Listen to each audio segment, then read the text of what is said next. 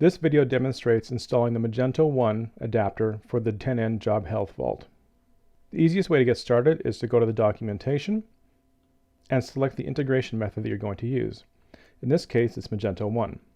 With Magento 1, you can install it using either Modman or Composer. We're going to use the Composer installation in this video. So we'll copy our Composer command and go to our Magento 1 command line.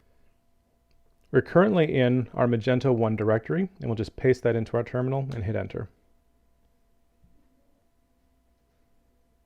We'll now flush our cache and go to our system configuration page. We're currently on the advanced system page, and we will reload, and now we have 10N Job Health Monitoring as an option.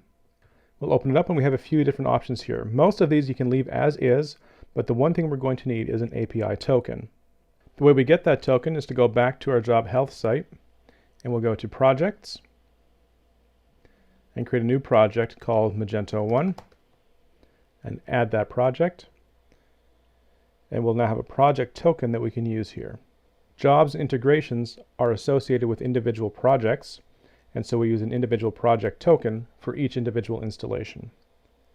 So we copy the token, go back to our settings, paste it in, and save. We can then go back to our Job Health page, and within a few minutes we'll start seeing jobs pop up here.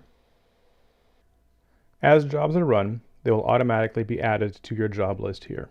So the next thing to do is to set up your integrations, and we'll look at that in another video.